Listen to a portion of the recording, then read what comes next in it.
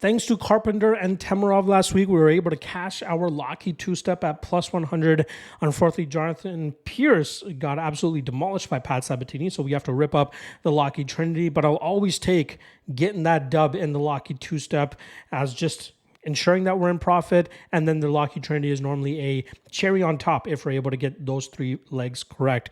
Obviously, got another free parlay for you guys here, so without wasting too much time, let's get right into it. First one up, or the first step up in the Locky two-step is going to be Asu Almabayev as he takes on veteran Matthias Nicolau. Now, Nicolau's on a 2-fight losing streak, and Almabayev has been absolutely killing it as of late, not to mention the 3 victories he already has inside the UFC.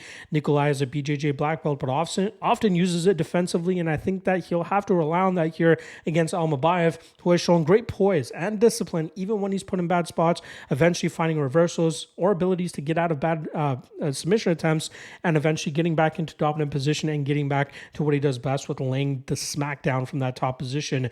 I do believe Almabayev will be in control the entire time, and I believe in his defensive striking enough that he should find the opportunities to get this fight to the ground, chain his wrestling attempts together, and just keep Nicolau in uncomfortable positions, allowing Almabayev to grind this fight out.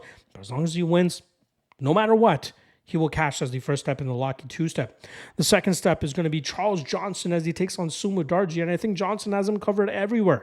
I think he's the more disciplined and better striker, has way better cardio, has good enough defensive grappling should Sumo Darji look to take him to the ground, which I highly doubt.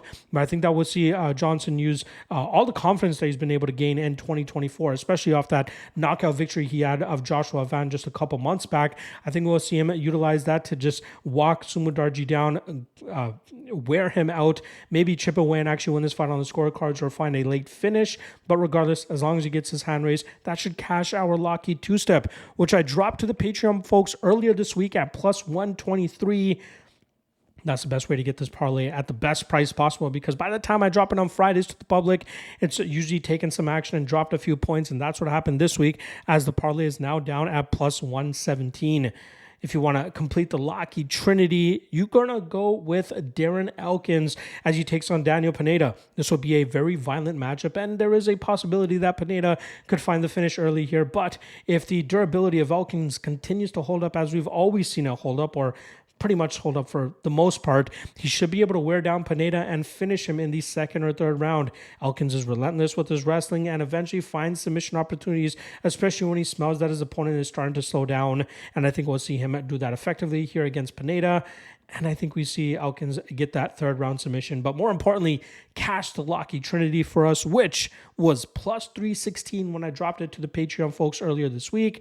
As of right now, you can get at plus 305, which is still not that bad of a line. But a reminder, if you want to get the best line possible, that's how you get it on the Patreon page. Link in the description below. All right. I will be back later on today to drop the 3 best prop bets for UFC Vegas 99. See you guys then. Peace.